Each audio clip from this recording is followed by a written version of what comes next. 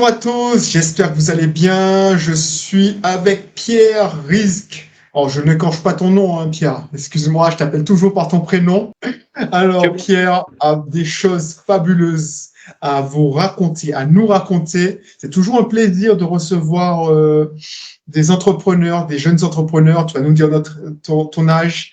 Les gens ils vont halluciner. Et je l'ai trouvé ton histoire fascinante. Donc, j'ai hâte que tu nous racontes ça. On s'est rencontrés dans un mastermind. Ça a tout de suite accroché. Et puis, voilà, hein, je me suis dit que ce serait intéressant que tu nous présentes tes activités et ta formidable opportunité. Parce que j'ai trouvé ça, wow, c'est la solution pour ceux qui veulent faire de l'immobilier, qui veulent sortir des carcans des Antilles, de la France hexagonale, et ils veulent faire de l'immobilier à haut rendement.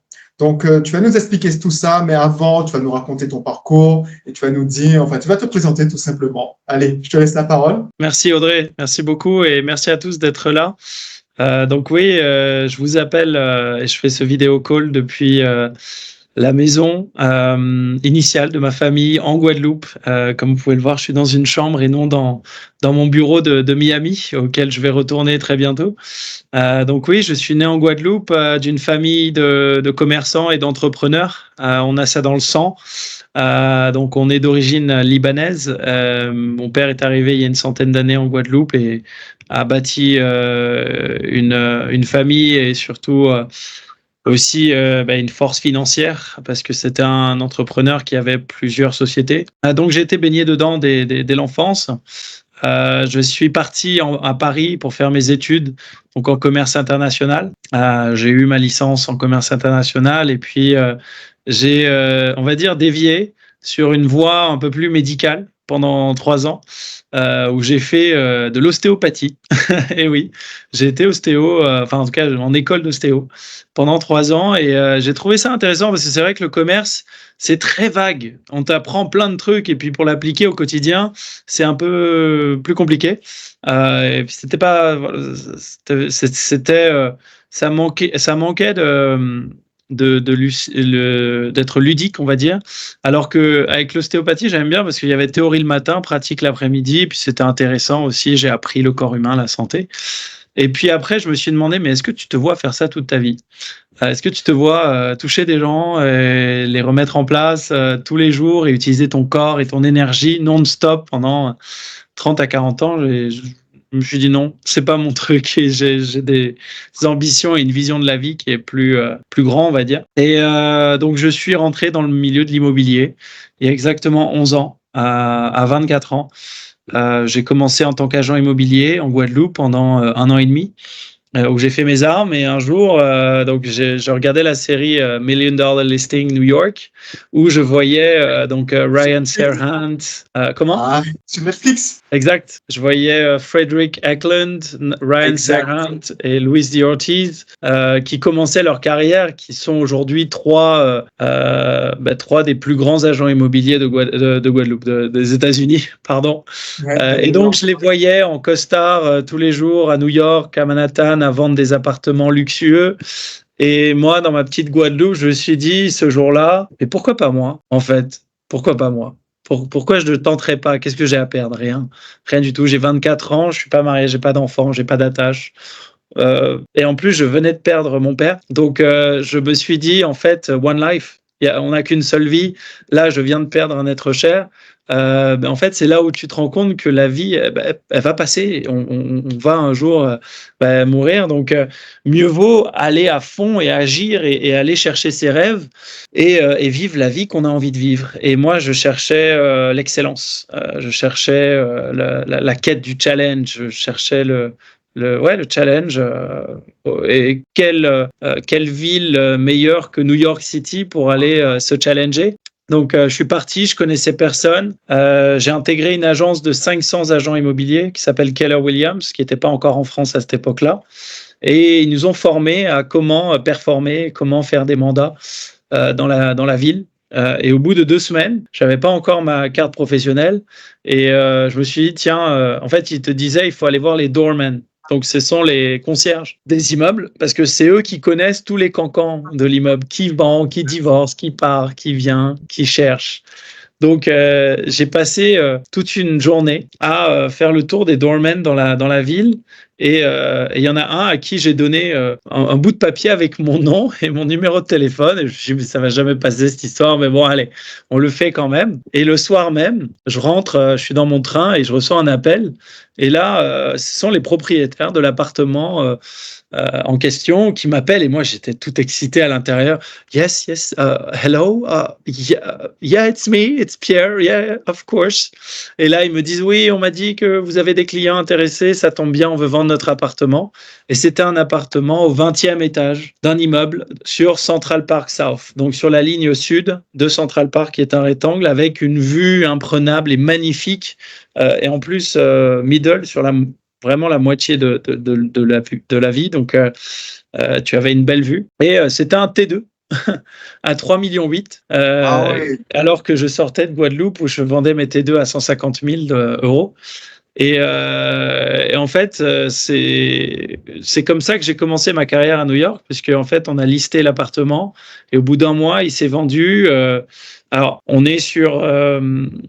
en fait, tu as le seller agent, l'agent du vendeur et l'agent de l'acheteur. Donc, chacun se partage la commission de 6%. Et sur les 3%, j'ai dû donner 50% à l'agence. Donc, j'ai fait 1,5%, mais 1,5% sur 3,8 millions, ça fait environ 55 000 $ à 24 ans.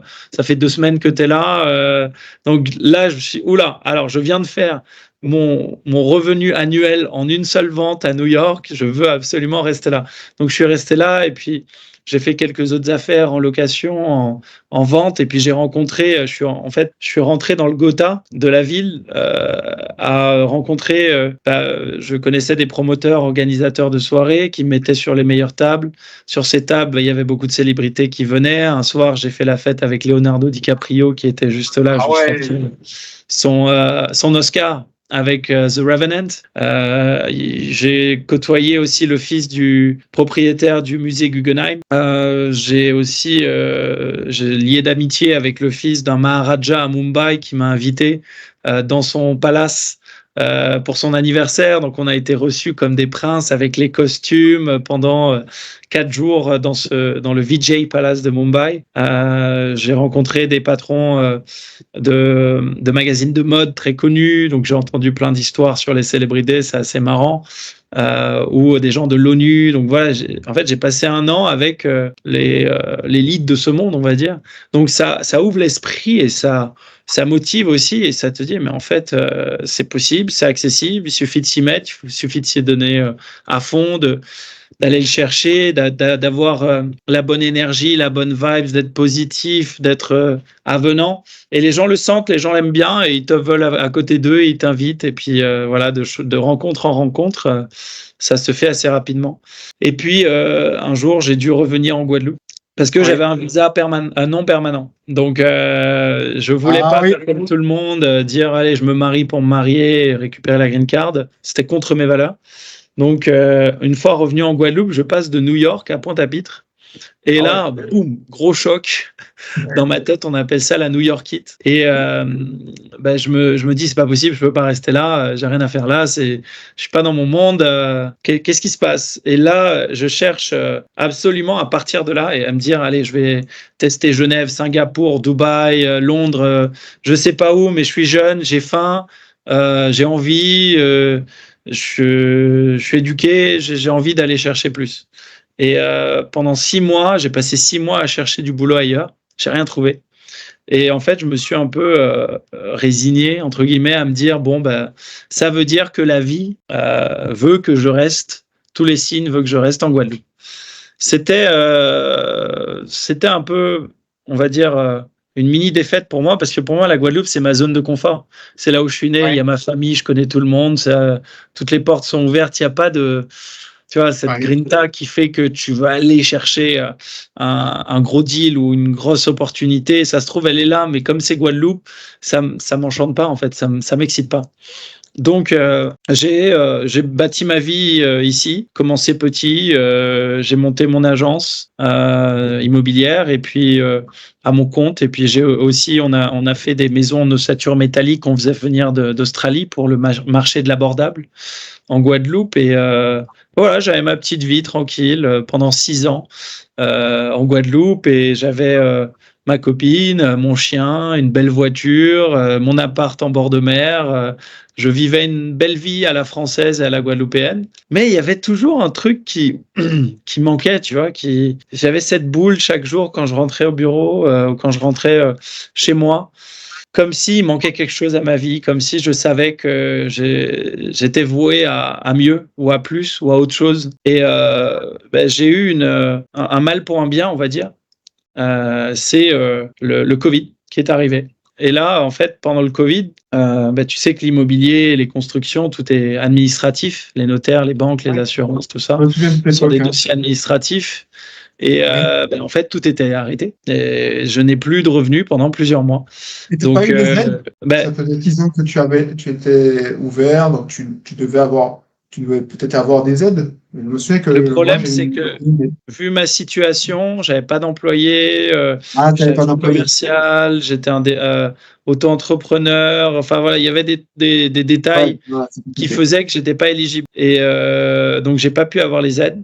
Donc j'ai dû vendre ma voiture. Ça s'est mal passé avec ma copine de l'époque puisque voilà, stress, angoisse, tout qui tombe d'un seul coup et puis tu te sens comme si tu n'es plus légitime à t'occuper d'elle ou à être avec elle. Et puis j'ai dû donner mon chien à une famille d'accueil et je me suis retrouvé back to zero, retour aux sources, retour à la famille chez maman à 31 ans. Et là, je me suis dit, mais attends, avec tout ce que j'ai fait, toutes les connaissances que j'ai, comment je peux me retrouver dans cette situation? C'est pas possible, tout ce que j'ai appris, je devrais pas en fait. Tu sais, je commençais à être énervé contre moi-même. Et puis après la frustration est venue l'acceptation et prendre le côté positif de la situation, à me dire super, l'activité sociale est complètement zéro. C'est le bon moment en fait pour refaire le point, méditer et revenir sur soi et se dire allons faire une mise au point sur la vie.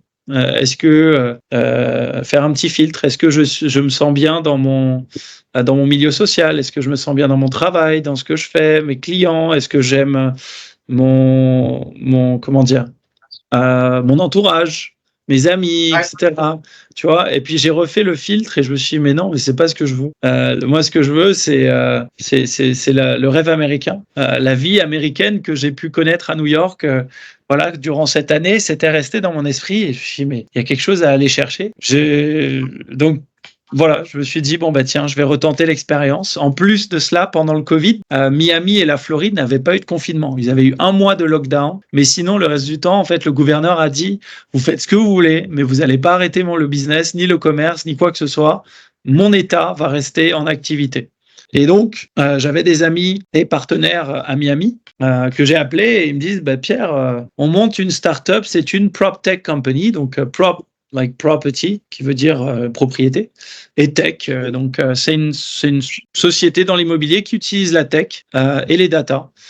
Et en fait, l'avantage qu'on a aux États-Unis, c'est qu'on est en open data. Il n'y a pas de loi RGPD, c'est-à-dire qu'on a accès à la totalité des informations des marchés de chaque ville pour savoir quels sont les marchés les plus véloces et savoir aussi quelles sont les coordonnées personnelles des propriétaires et quelle est leur situation financière, maritale, on peut tout savoir. Donc, c'est-à-dire on peut targeter des propriétaires en situation délicate dans des marchés à forte demande pour récupérer des terrains en dessous du marché en faisant des offres cash très agressives.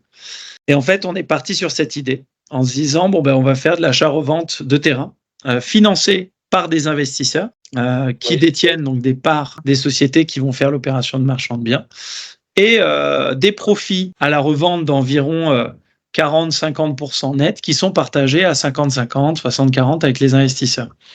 Donc voilà, on a débuté sur cette stratégie. On faisait 100 000 offres par mois, 100 propriétaires nous rappelaient et on signait 10 contrats comme ça. Et 3 ans plus tard, on a levé $20 millions auprès de 300 investisseurs qui ont fait en moyenne 19 à 20% de rentabilité nette en moins d'un an. Le timing de revente des terrains est d'environ 9 mois. Et voilà, à ce jour, on est 52 employés. Donc sur Miami, Mexico, un peu partout dans le monde en remote. On a augmenté on lève environ 2 millions de dollars par mois en moyenne. Ah ouais, ouais. ça a pris une ampleur. Donc du coup, si je comprends bien, pour ceux qui nous écoutent et qui ont l'habitude du marché français, mais surtout du marché antillais, 9 mois, ça m'est déjà arrivé parce que je suis marchand de biens. Ça m'est déjà arrivé, rien que pour acheter. Pour acheter, ça m'a pris 9 mois. Ouais. Et encore, on parle d'un truc où il n'y a pas d'indivision, genre, tu connais le vendeur, il est d'accord, mais il y a toujours un papier qui manque. Donc, t'imagines que pour faire la même chose aux Antilles, ça te prendrait combien de temps, ça? Est-ce qu'on peut faire la même chose aux Antilles déjà? Alors tu peux, mais ça te prendrait 1 an et demi, 2 ans pour faire l'achat et la revente. Aux États-Unis, en fait, en 3 semaines, tu peux closer. Le notaire, par exemple, il vient chez toi s'il le faut pour aller faire signer des papiers ou des documents, et puis tout est numérisé, tout est là-bas, ils sont déjà en 3050. Donc tout se fait en ligne, c'est très rapide, c'est très simple. Et puis les États-Unis sont connus pour être bien régulés, mais aussi administrativement légers. La France est connue pour être très lourd administrativement, en surprotection, en tout vérifier, tout survérifier, tout anticiper. Et au final, ça complique les choses. Donc, tu peux le faire aux Antilles. Maintenant, va trouver les stats du marché, va trouver les coordonnées du propriétaire, va essayer de voir le background, s'il a essayé de le vendre, combien il a acheté, est-ce qu'il a hérité du terrain, quand est-ce qu'il l'a hérité, quelle est la valeur du terrain, du marché. Enfin, pour toutes ces infos, c'est dur de les avoir. Toute la data, en fait, c'est une question de data. C'est ça, c'est ça. Voilà, il n'y a pas assez de data en France, ou en tout cas, ceux qui y ont accès la gardent bien pour eux. C'est les géomètres et les notaires, entre autres. C'est ça. Ouais, franchement, ce serait très, très compliqué déjà, je vois, que pour avoir une opportunité.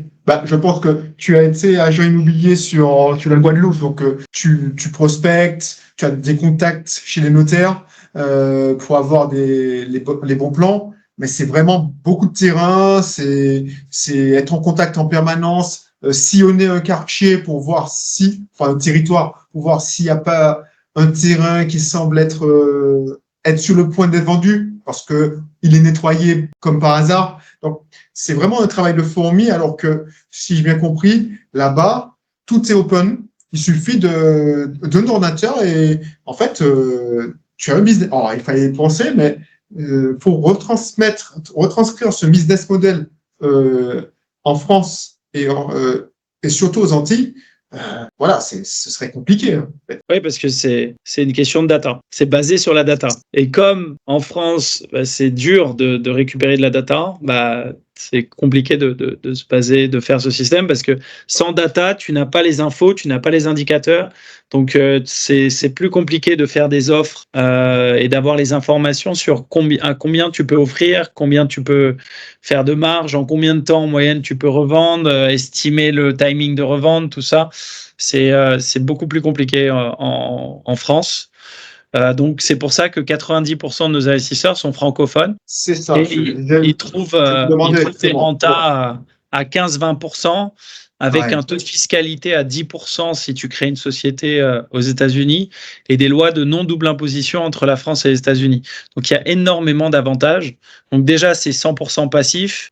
C'est de l'achat-revente de terrain. Donc, la terre, il y a beaucoup moins de risques que des appartements ou des maisons où tu as des impondérables, des travaux, les inondations, les ouragans, des locataires qui te cassent la tête et puis qui ne payent pas les loyers. Puis en France, en plus, c'est très la protection du locataire, la protection de l'employé.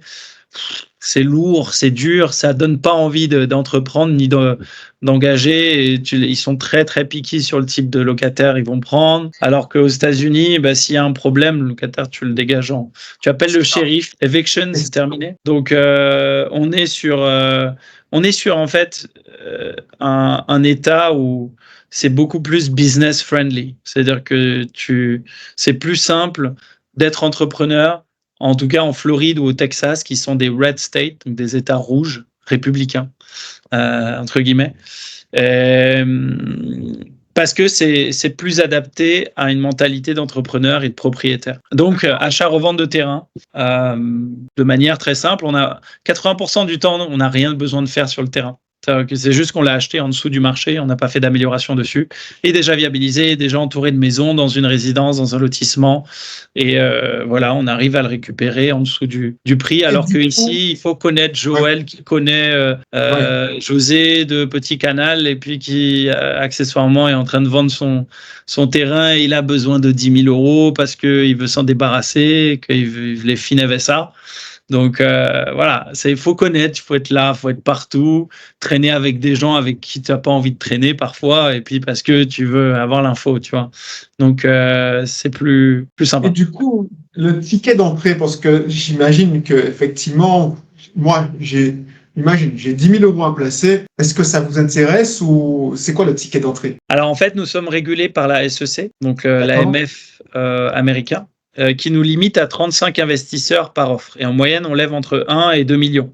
Donc, ce qui veut dire qu'on est sur des tickets d'entrée entre 50 et 100 000 $ minimum. Donc là, par exemple, on a une offre, on lève 2,6 millions. On a le ticket d'entrée à 100 000 $ pour pouvoir acheter, surclasser et revendre une parcelle de 44 acres, sachant qu'un acre, c'est 4 000 mètres carrés, dans le Texas, et avec un taux de renta à 44,5% net en un an et demi.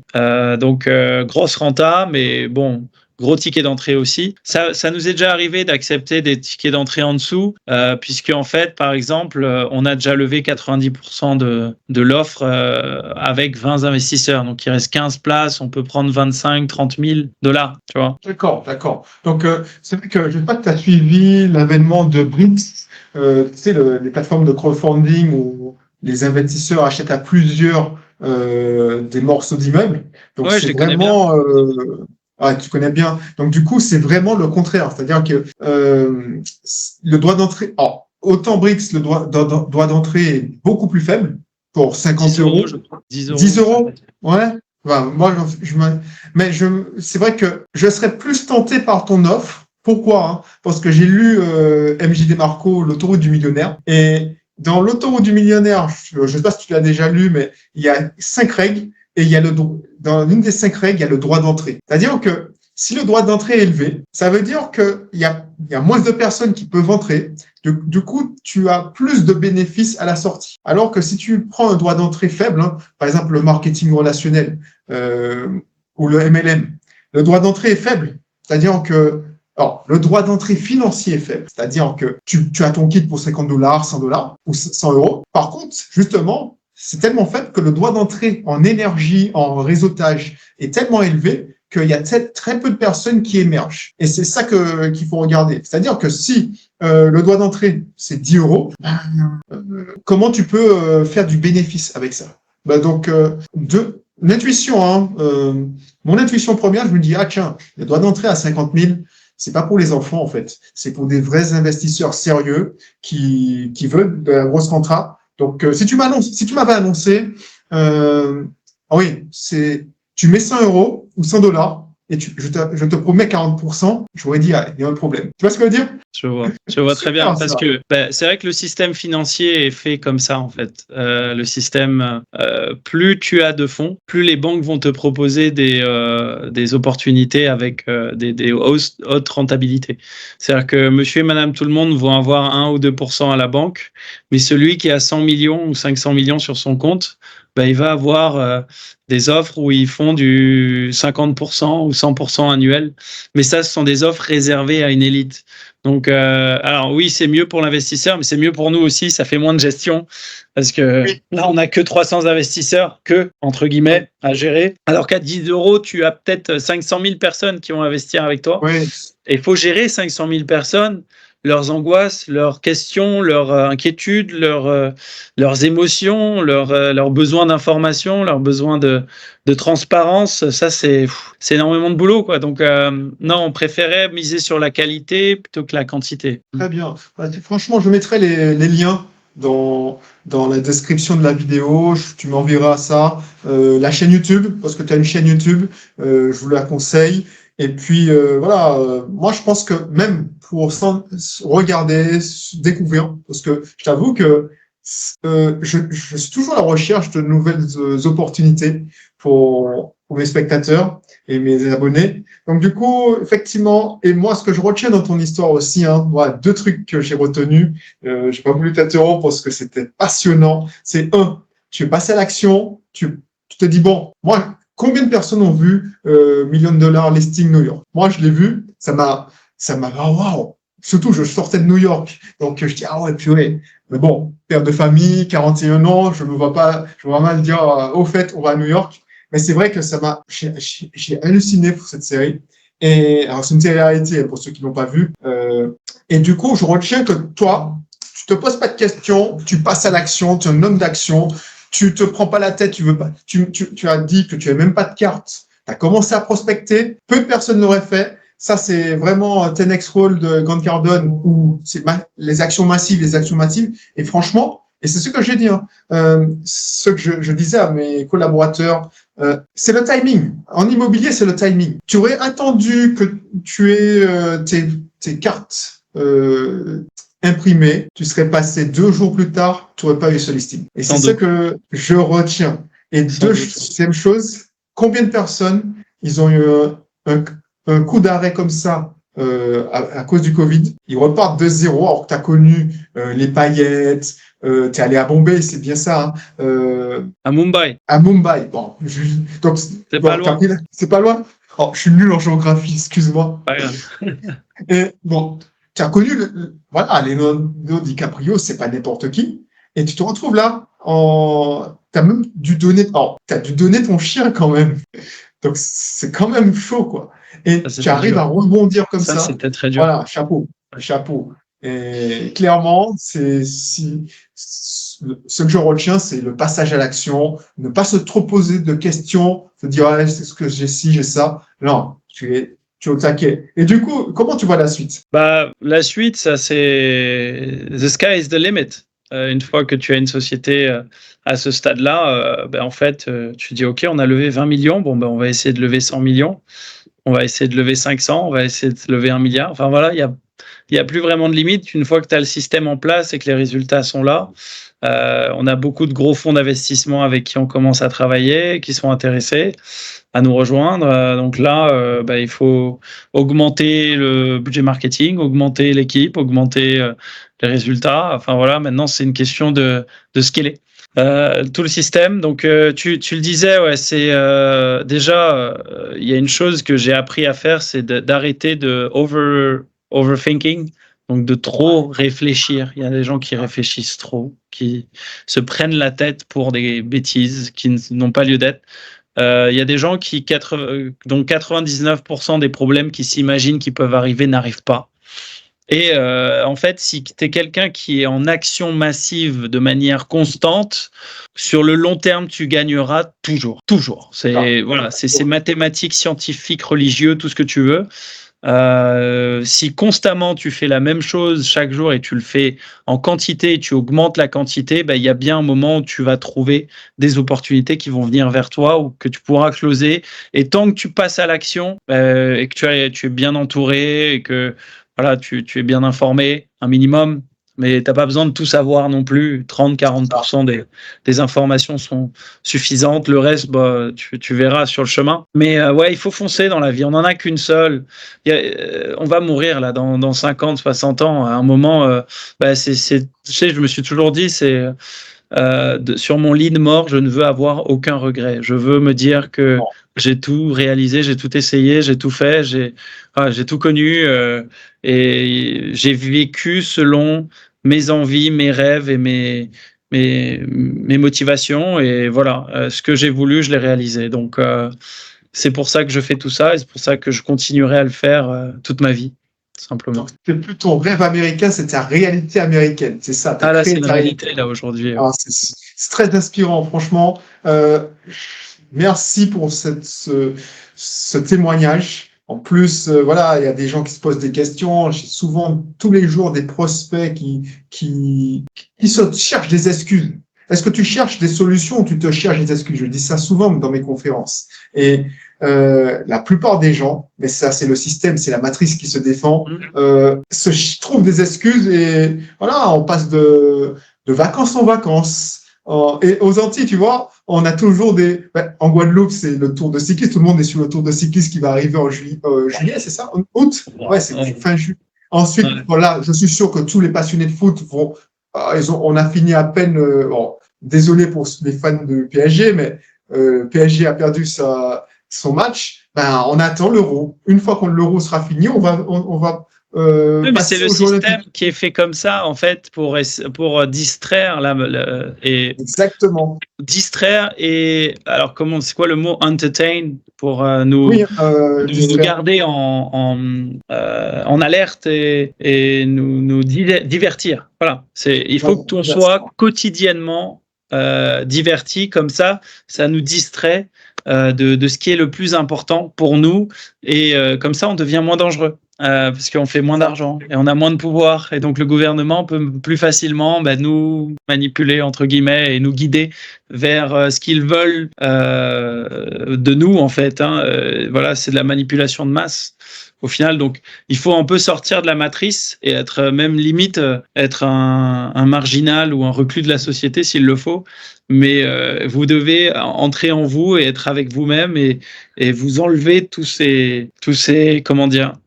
Tous ces parasites dans votre esprit pour écouter ce que vous voulez, ce qui est bon pour vous et d'aller le chercher et puis après de faire en sorte d'enlever toute la négativité et toutes les influences négatives que vous pouvez avoir comme la télé, la société, même votre famille. C'est triste à dire, mais même au niveau de votre famille, ils ont cette mentalité ancrée en eux qui ont été éduqués par cette société. Donc, il faut être au-dessus de la matrice pour pouvoir la contrôler et la maîtriser, et pouvoir faire les bons choix de manière claire et simple. Et il faut un minimum d'être réaliste aussi. Super. En fait, on dit quasiment la même chose. C'est bien que mes abonnés entendent te dire toi, parce que quand je le dis, on se dit ouais, mais c'est Audrey Cédric qui pense ça. Mais c'est vrai que c'est une constante. Tous ceux qui ont réussi et qui ont eu des résultats, voilà, on fait pas comme tout le monde. On prend plus de risques et le risque paye. Et comme tu as dit, très bien dit, c'est une question. T'as pas besoin d'être plus intelligent que la Terre entière c'est mathématique, c'est la théorie des grands nombres. Tu peux avoir un taux de conversion de 1%. Si tu contactes 100 personnes, tu vas vendre. C'est ça le truc. Voilà. Donc super. Merci pour ce témoignage. Je ne vais pas te voler plus de temps que tu as déjà consacré. Donc, c'est un plaisir de t'avoir sur la chaîne. Je mettrai en lien toutes tes coordonnées, tes chaînes. On ne sait jamais, il y a des investisseurs qui veulent diversifier. Avec plaisir. C'est de gaieté de cœur. Et puis, on se retrouve. On se fera ça un jour. Un nouveau. Dites-nous si vous voulez qu'on recommence dans les commentaires. Cette session. Et puis, d'ici là, on se retrouve pour une prochaine vidéo. Allez, merci Pierre. À très bientôt. Merci Audrey. À bientôt et bye bye à tous. Bye bye. Et merci de votre écoute et de votre intérêt.